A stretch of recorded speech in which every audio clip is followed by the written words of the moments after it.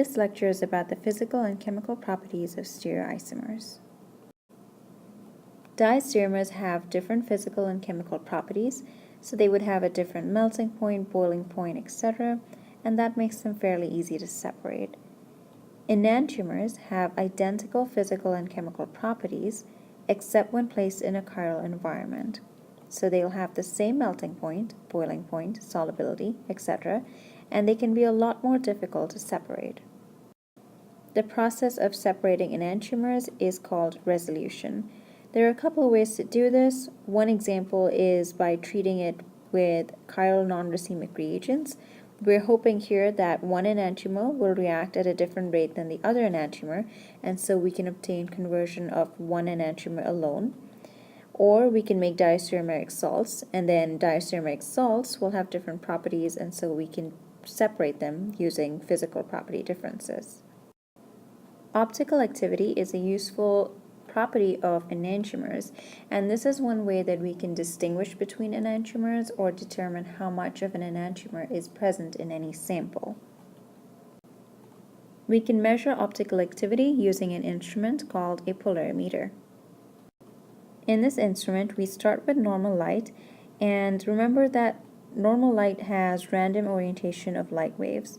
We're going to pass this light through a filter in order to get plane polarized light.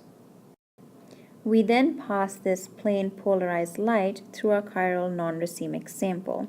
The interaction of the polarized light with the chiral sample results in a rotation of the light. And so we can measure how much the light is rotated by, and we call this the observed rotation alpha. Enantiomers rotate the plane of polarization of plane polarized light, and they do so in equal magnitude but opposite directions. We assign the terms dextrorotatory and levorotatory depending on the direction in which enantiomers rotate the plane of polarized light. So you can imagine that one enantiomer can rotate it in a clockwise direction, and so we call it the dextrorotatory enantiomer, and we put a lowercase d or a plus in front of the enantiomer's name. If we have the opposite enantiomer, it will rotate it in the opposite direction, and if it's counterclockwise, then we call that compound levorotatory, and we put a lowercase l or a minus in front of the name. Note that dextrorotatory, levorotatory, and plus and minus are assigned through experimentation. They are not related to R and S nomenclature. The specific rotation of a compound is the standardized way of reporting observed rotation. Alpha, the observed rotation, is what we get directly from the instrument, and this is going to depend on the temperature, the length of the cell, and the concentration of the sample. When we report it in scientific literature, we always standardize it. And here, T refers to the temperature, usually at room temperature.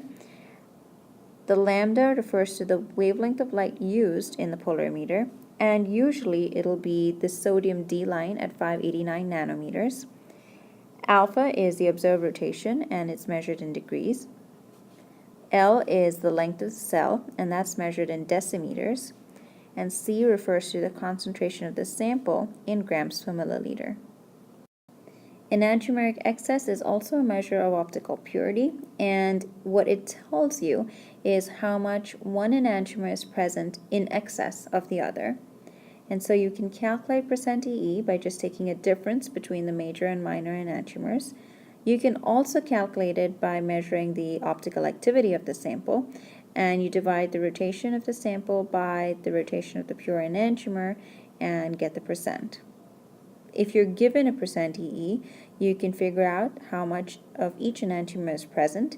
So for the major enantiomer, you get the percent of the major enantiomer by dividing the percent EE by 2 and adding 50%. And from that, you can also get the minor enantiomer. Now we're given an example. Given that the pure enantiomer plus 2-iodobutane has a rotation of plus 16, we're asked to figure out the optical purity of a bottle that we have of 2-iodobutane with an observed rotation of plus 8 degrees.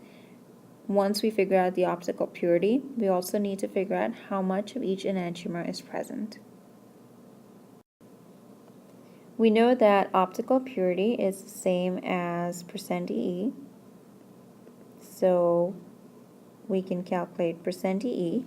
We're given the rotation. We know that we can link percent %E to the rotation of the sample, and the rotation of the sample is plus 8 degrees. The rotation of the pure enantiomer is plus 16 degrees. We need to get a percent of this, and so our sample has a 50% EE. We also need to figure out how much of each enantiomer is present.